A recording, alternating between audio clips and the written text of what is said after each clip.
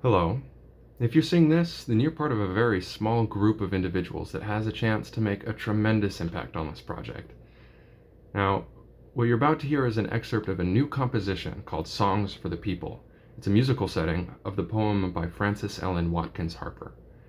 If this fundraiser is successful, we will be producing the choral version of this music in a professional recording setting. And it will feature multiple vocal soloists as well as violin and a group of over 30 brilliant choral musicians that has already been assembled and is ready to go. In conjunction with the studio recording, we'll also be doing a music video, which will help to make the music more accessible to a wider group online. So, I'd love to share more details about the music, but for the time being, I will let it speak for itself.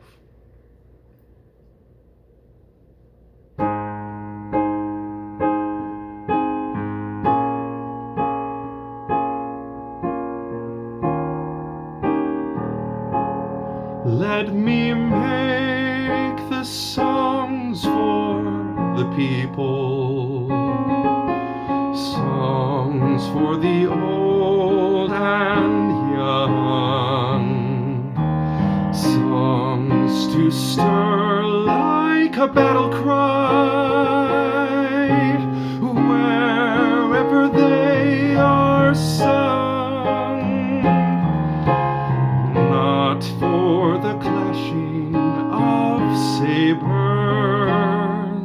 for carnage, nor for strife, but songs to thrill the hearts of men with more abundant life, music to soothe all its sorrow,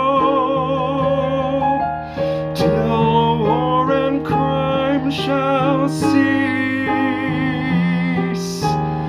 and the hearts of men grown tender girdle the world with peace.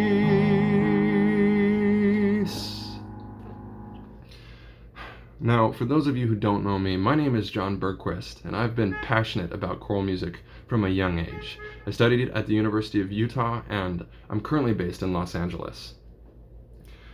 I'm passionate about this music, and I believe that this poetry has a distinct potential to bring a much-needed message of peace, as well as the universality of music, to musicians and audiences for whom a post-COVID world may just be starting to come into view.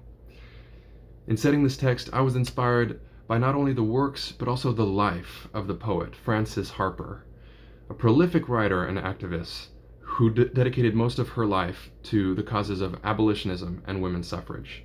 Harper, born in 1828, is credited as being the first African American woman to publish a short story in the United States. She's certainly among the first to be published in anything whatsoever when she published her first book of poetry at age 20.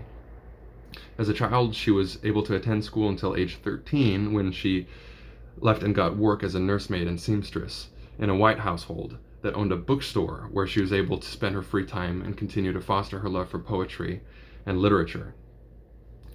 She later began her career as a teacher and a writer before eventually hitting the road, becoming a traveling lecturer for the American Anti-Slavery Society.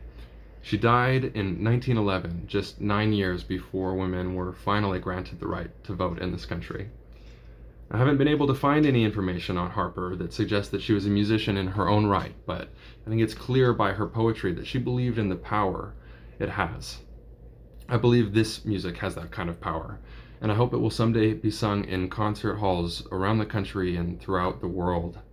To that end, I'd like to echo Frances Harper's petition to you to let me make the songs for the people. I have assembled an incredible group of over 30 choral musicians that is willing to volunteer their time and talent to help realize this music. I have made arrangements with Funk Studios in North Salt Lake, and I have a violinist ready to go as well. All we need now is your support, which will help to cover studio costs as well as the cost of producing the video. So thank you for your time today. I hope you will make the choice to support us in making this music a reality.